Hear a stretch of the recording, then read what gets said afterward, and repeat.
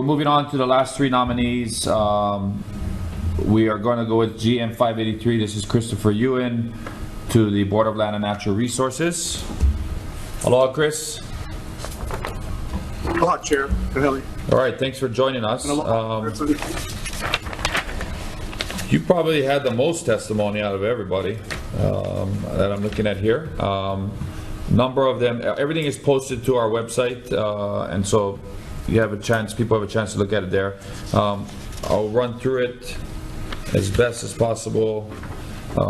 Suzanne Case in support, DLNR. Leimana Damate in support. OHA with comments. Jonathan Price at UH Hilo in support. Karen Eoff in support. Brian Miyamoto in support. Keith Kato in support. Alan Gottlieb in support. Armstrong Produce, Tish Uehara in support. Moana Boer in support. Kim Hum with the Nature Conservancy in support. Marty Townsend, Sierra Club in opposition. Let's see, number of individuals were in support, and there's also a number of individuals are in opposition as well. I'd say at least 20 to probably 20 or so of them. One note I did note, let's see, David Kimo Franco in opposition. A lot of the testimony that were in opposition were in regards to your role with the Napua Makani wind farm. But before we get to that, I know we have members that have questions for that. We'll give you a chance to brief comments. We probably have about 15-20 minutes left, and we have the last three nominees are all for BLNR. Would you like to add anything else or any comments in regards to what you had already submitted or any testimony? No, especially with your time constraints, I think the best thing is to go straight to the senator's questions. That's the most important thing right now. Okay, great. Senator's questions. One for me. I've been looking over your resume, and then the questions that I have is that with your background with agriculture and other research and natural research that you, I guess, background that you have, what was the determination of the factor of the working on this going forward with the wind farms? What was the deciding factor that you decided that that was the best choice for that area to do that project? Knowing that have all agriculture, you know, all the different plants, fruits, and all the kind of stuff that was going to come into effect of taking away from the environment, taking away from the lifestyle of people that's farming in the area. What was your determination on why was it important to choose that location? There were two parts to the wind farm decision. One part is a habitat conservation plan, which centers on the effect on endangered species, which is very technical. And that part is in court. There's a 100-page decision that I signed that explains why we felt that the wind farm could handle their endangered species problem properly. In a nutshell, on that issue, there's a wind farm that's there already that had resulted in one observed bat take in 3 years at the time of the hearing, and we thought that the bat was the Opeapea was the major issue there, and that was the most comparable situation, and felt that the Opeapea was not going to be threatened by this new wind farm that was proposed. On the second issue that you had, a lot of these things boil down to a question of balance, and I know there are people that are very unhappy with the wind farm being in that location. I don't see a conflict between the wind farm and farming. Having been a farmer and being a farmer now, you can farm underneath a wind farm. There are a few homes that are rather close to the tower. I know that they were talking about some kind of landscaping to the only direct effect that I can think of was some kind of flicker that might occur in sunset conditions. So I don't think that there was a conflict with farming there. The location of the wind farm, I think it's wrong to stick one community with something or to pick on any one group of people. I understand what environmental justice is, but what the wind farm explained and what held up as far as my looking into it was that, number one, this was a site with excellent wind conditions, and number two, that it had access to the grid. So those are the reasons why. And the second part of the decision was actually that the land board made on this was to lease state land for a portion of the wind site. The other one being, as I mentioned before, the endangered species. You said that was the best place for the wind. So that was the number one area that was chosen by the wind, or that was one of the average area that was for the wind? Because if you look at some of the research, the most wind is by Hawaii Kai and Potluck and what is it, Pupukia, and what is that other place over there? Kalama Valley. They have very strong winds there. And they have plenty places in those areas that you could look into doing something like this. The reason why I'm asking you this is because your background doesn't suffice of what you had come up with, the decision that you had made. And the reason for that is because, as me being a new senator coming in new, a lot of people brought a lot of research, a lot of studies, and I read a lot of the studies and a lot of stuff. And you know what was the final thing that I found out? You know why there was nothing that they could say that was the effect on humans? You know why? Was the number one reason why when you show birds and livestock, environment, agriculture, all this kind of stuff that they did studies on? You know why the number one reason why humans wasn't a factor? Because it wasn't made to be built by humans. Every single book and article that I read, not one windmill, even the book that they show on the cover, they show the birds, but they don't show human beings. So look at commercials and everything that they show wind farms. You do not see human beings. You don't see houses in the background.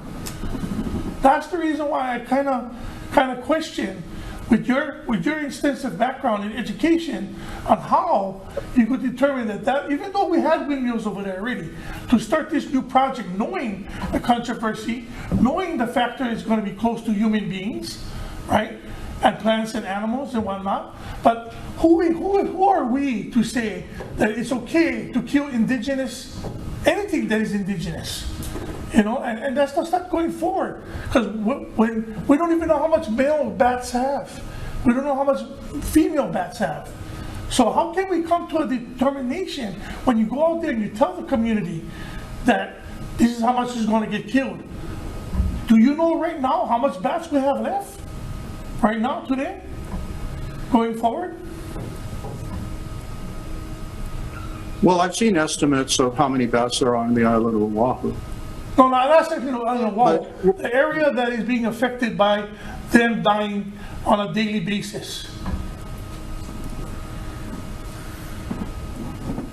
See, this is the kind of stuff that you guys should have done before even going in and doing that. Because you guys already had wind farms. You guys already was having problems that bats was dying. Certain things was happening around the environment, right? You guys even have that, what's it called, the devil weed in the area that is thriving, right? And how it comes there is either by military or people that's walking or stepping on it. So now that's another thing that the people on that side of the island that's going to have to worry about with agriculture, the devil weed. And how the devil weed is covered is flown by wind. So how are we going to eradicate those things right now? We can't even come to the determination of how much more bats and environmental that these long-term windmills are going to cause an effect to the livelihood of the people living on that side. Those are the things that I read here. If I did not see what happened over there by reading here, what happens in here, on your resume and the background that you have, would have never in my mind would ever think that you would have a part, any kind of part, in having going forward with any more windmills in that area with your extensive education and background. That is my personal view. But I seriously, by just reading this and not knowing what would happen in Kahuku, I would never feel that you would be one of the people that would be part of that whole devastation that's happening down there. And I'll leave it with that. If you have anything else you want to answer, you can ask. But just by reading your background and the educational background that you have, I would never think that you would go forward with something like that on that side of the island, knowing that how controversial it was with plants, animals, and humans that was going to be affected. I understand that you and many of the folks out there are very much opposed to this project. There was quite a bit of written support for the project in the environmental impact statement that we reviewed. We wouldn't put up or support having a windmill for nothing. This project in its lifetime would eliminate about 1 million tons of carbon dioxide from going into the atmosphere. You still have to, that doesn't mean every project like this has to be approved. You still have to look at the location and the effects, but that's an important positive effect. Senator Revere? Go ahead. Yeah, go ahead. Aloha, Chris. Good afternoon. First of all, I want to thank you for your 14 years of service on the board. I think you take on challenges and you're willing to stand by them. Before I go any further, though, I want to mention, I spoke with Chair before the hearing, and you well know that I represent a group called Keep the North Shore Country, and I want to disclose this for everybody watching and listening in, that I am a director of Keep the North Shore Country. We filed a contested case for the Napuamakani wind farm, and that was adjudicated and ultimately is now, as you mentioned, in the Supreme Court. So that is pending. Secondly, there is a contested case regarding the Habitat Conservation Plan for Kauailoa wind farm, of which you are the hearings officer and we are the plaintiffs. So I think it's important to let everybody know that up front. I feel that I need to ask these questions as the senator for Kahuku and for the district. So I'm going to stay engaged in this process, and I do have some questions for you. But again, I just want to disclose that, Chair. If there's any concerns, you let me know. The years of service that you've done, your term now. Here's a question. Everyone from the environmental community was very excited to support you when you came back in 2014 and 15. As far as I know, everybody was excited. Kimo Frankel, in his testimony, testified that he actually lobbied for your coming into the board in 2015 with Governor Ige. But now we see that we've got testimony in opposition by Sierra Club, by Kimo Frankel, by other, and basically, even though OHA says comments, it's not really very supportive of you. So what happened? What changed from your point of view? Why have people shifted now in opposition to your reconfirmation? Well, I can't speak for everyone and their reasons, but I think generally a lot of these issues involve questions of balance. And where I draw the line on balance is different from where they have drawn the line. So they're disappointed in certain decisions being made. I'm happy to talk about any of the particular decisions and explain my reasons for them and my drawing that line. If that did not make them satisfied, then I understand their disappointment with that. I think I'm still the same person. I consider myself a deeply committed environmentalist and a deeply committed environmentalist. What that means today is a little bit different than what it meant 20 years ago. And partly the global warming situation, which we talked about a little bit earlier, is part of that analysis. There are other aspects to that analysis that make this change. For example, just to talk about an issue that was, I looked at the testimony, and there are 20 to 25 pieces of testimony that are connected with Napuamakani.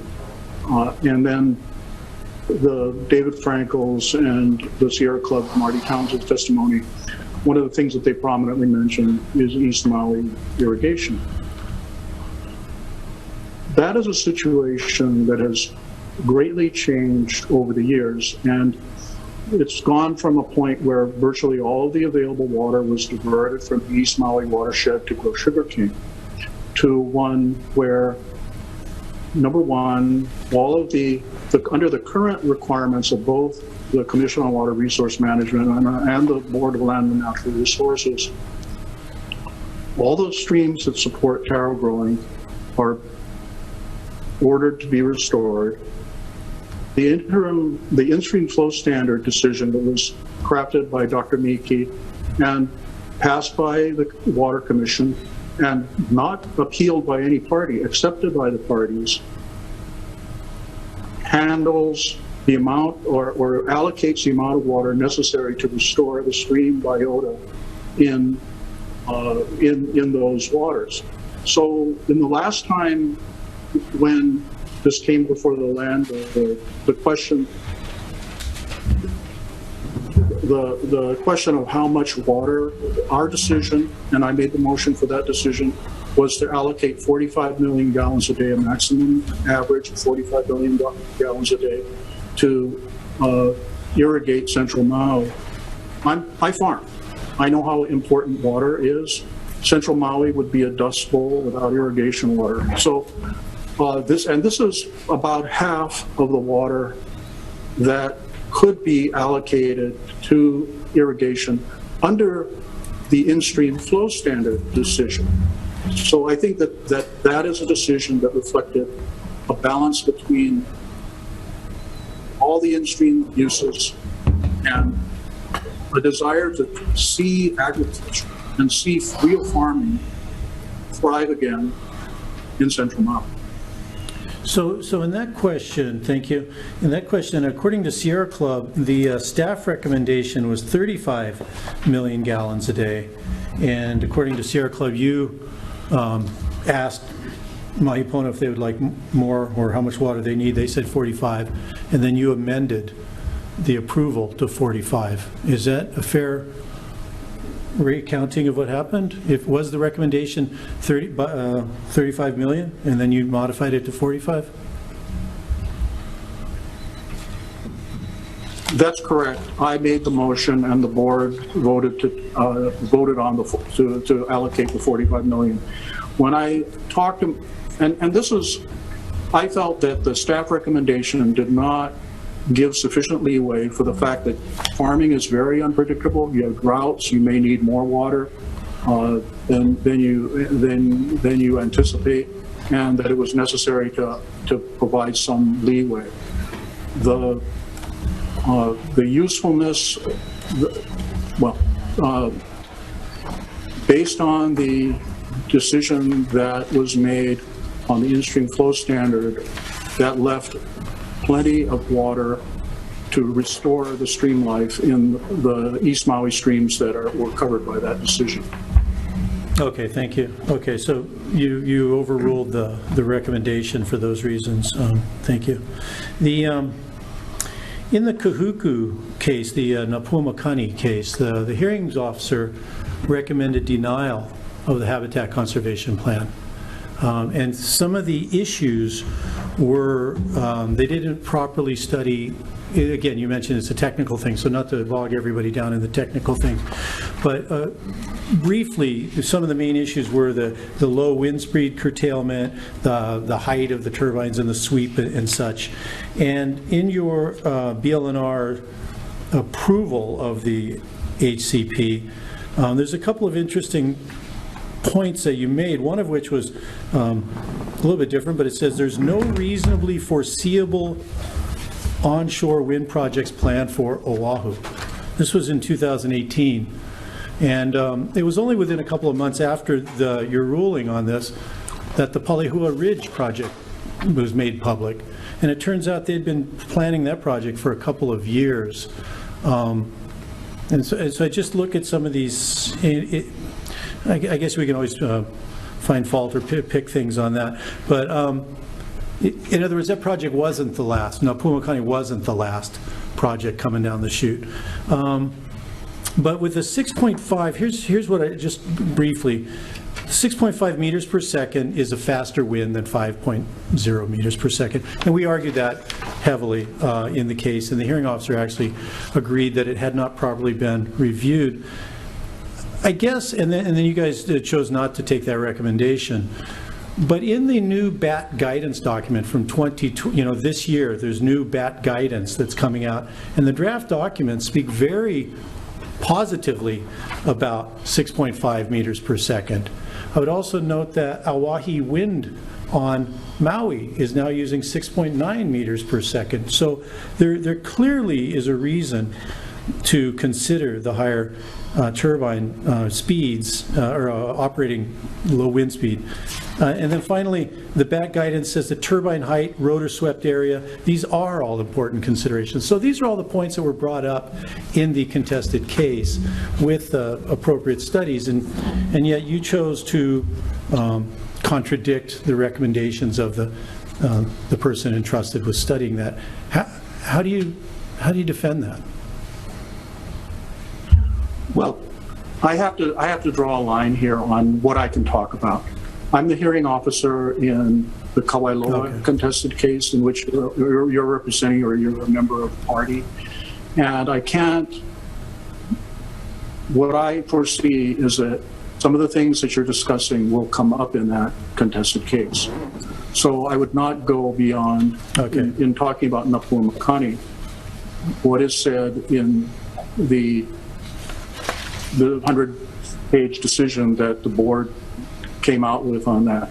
There are 2 points, so I can't get into 6.5 meters per second, whether that's a good idea or not. We put what was our best judgment into that Napua Makani decision. Two points that I can talk about that you brought up.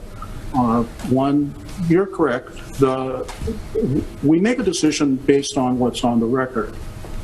The Napua Makani EIS said that their project was the last foreseeable wind power project on Oahu. Maybe they knew there was, I don't know if they knew about the other project, which I think has since been withdrawn. Or maybe they knew it wasn't even a feasible project. I really don't know. But you're correct in that it seems like that was a misstatement. I don't think it had a great impact on the decision. If another wind project came through, and if it had an effect on bats or other endangered species, or likely to, it would have to go through the same extensive process to get approvals. It doesn't mean that it would be approved or built. The second point, the board did not go with the recommendation of the hearing officer. The board did, however, go with the recommendation of the Endangered Species Recovery Committee, which is the primary scientific group advising the board. And the Endangered Species Recovery Committee did recommend approval of the permit for the wind farm. Okay, so we'll move on from that, but I would note that the Scott Fretz, at the time chair of the ESRC, was one of the testifiers, and he mentioned that yes, they would in fact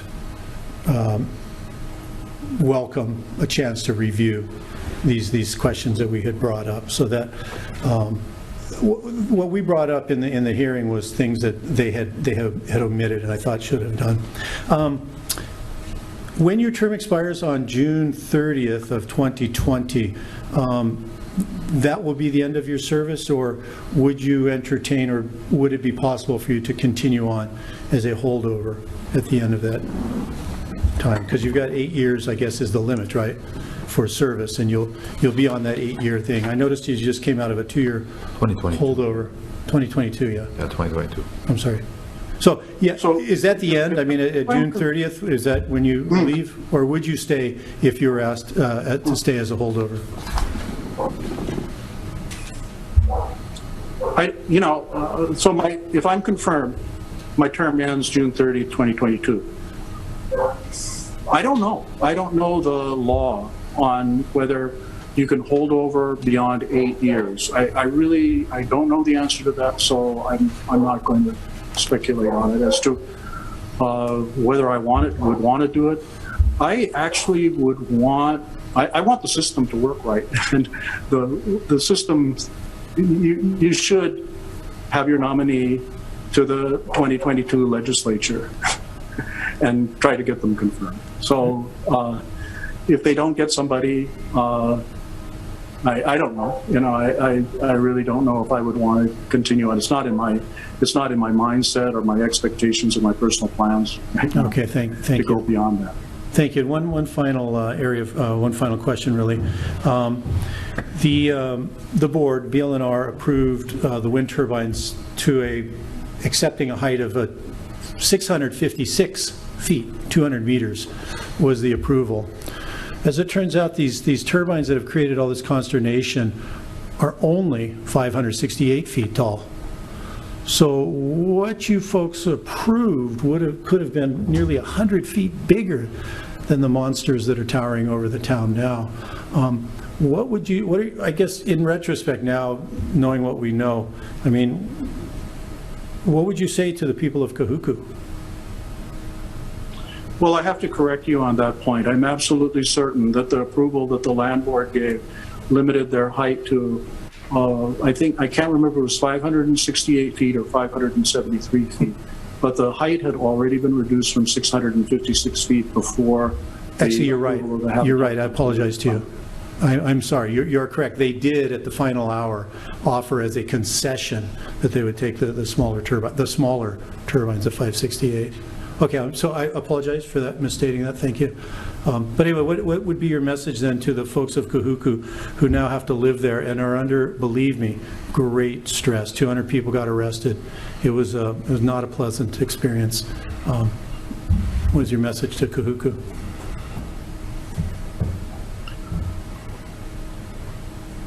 I understand the reasons for wanting your view plane to remain the same. I understand that. I would urge people to see if they can put it in their minds to look at these wind turbines as a point of pride, as something that says that this is a community that's contributing to a necessary change in the world to renewable energy. The first time I saw really large wind turbines, I think it was someplace in Europe, and I was frankly very surprised, and they seemed very outsized. But then when I started to think about it more, I thought this shows me a location and a place where people are taking seriously this global problem. We all have, there's interdependence, and there's negative things, there's trade-offs in everything in life. And there are people who live next to freeways. There are people, there's no overall cost to benefit kind of allocation that you can make from one thing to another. I have nothing but fondness for Kahuku. My first child was born in Kahuku Hospital. I do think, though, that there is a way to look at this that is not as a negative. Okay, thank you. Thank you for your comments, and I thank you, Chair, for allowing me to ask. It's 3:08 right now. We have to be out of here by 3:30. The other chair has already given us 30 minutes of their time, and I want to be respectful to our last two nominees. So we'll end Chris's questions. Can you ask him to repeat that? Because if I'm not mistaken, I couldn't hear it clearly. Did he say when Senator asked him, what do we have to say to the people of Kahuku? And he told them to take great pride. Did he say that? I don't know. Did you say that? Take great pride? I think I said you could look at it that way. Okay, so we're going to go to 3:15 with Chris. I have a couple of things I want to ask. So that gives us 6 minutes, and then we can give our nominees, the last two guys, nominees, 15 minutes. You know, Chris, one of the things you talk about, which is important to me as well, in question number 8, is what do you hope to accomplish? You know, you're probably one of the few individuals out there who will have potentially served 16 years on BLNR. That's a significant amount of time that you will have devoted in your life to serving on BLNR, and one of the things you hope to accomplish in the remaining 2 years would be resolving short-term revocable water permits, the conversion to long-term water leases. This is a major issue in this state. We dealt with this last year. You know, give me a reason why we haven't been able to convert a revocable permit to a long-term water lease. How are you going to help do that over the next 2 years, which was the same challenge I gave to the chair when this committee and this body confirmed her nomination to another 4 years as the chair, to be the first chair ever to issue a long-term water lease.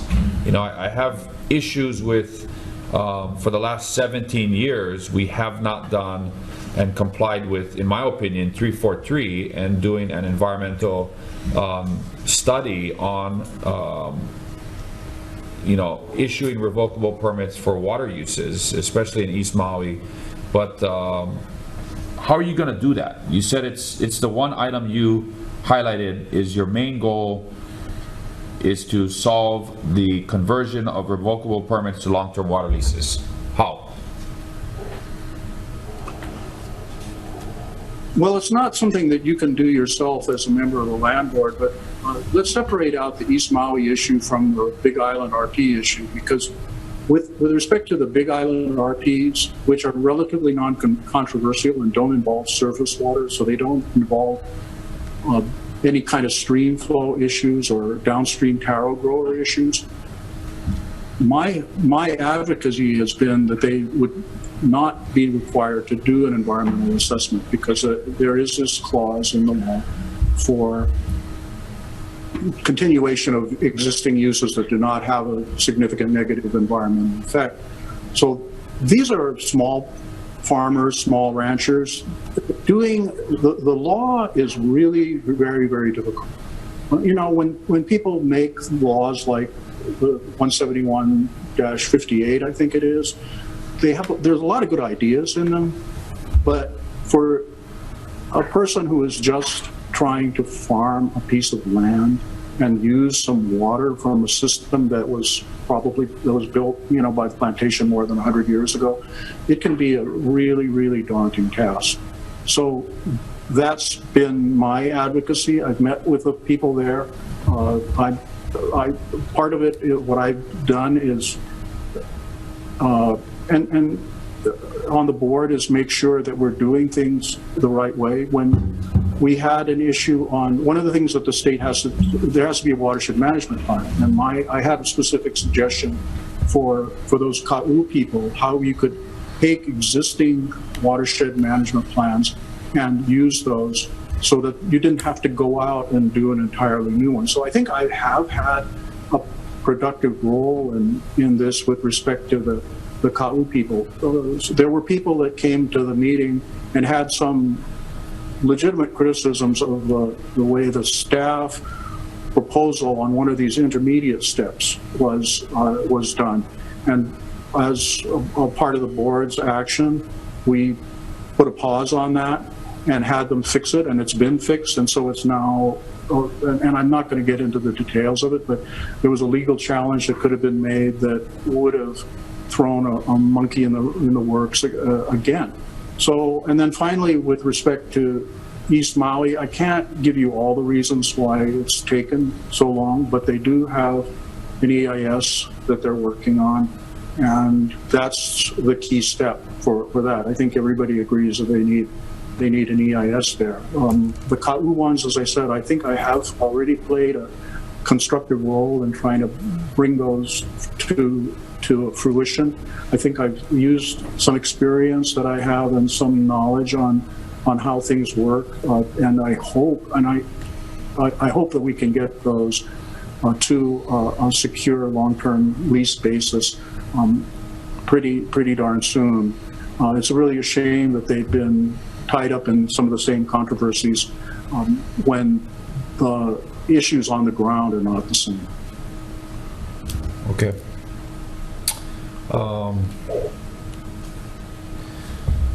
I want to give time to the other two nominees, so we're going to wrap this one up. I'd just like to note, Chris, thanks for disclosing your daughter, who has been at DLNR since 2008, as far as a possible conflict of interest. And also, you know, and I'm going to ask this of the other two BLNR nominees as well, but Kimo Franco brought it up in his testimony about requesting that if you were confirmed back to the board, if you would consider arranging it in your schedule to attend the Native Hawaiian law training back at Richardson. Is that something you'd be willing to do? Yes. Okay. All right, we're going to move on so we can give our nominees, the last two nominees, time as well. Thank you, Chris, for joining us, and we'll review the testimony from the that has been submitted. Thank you very much.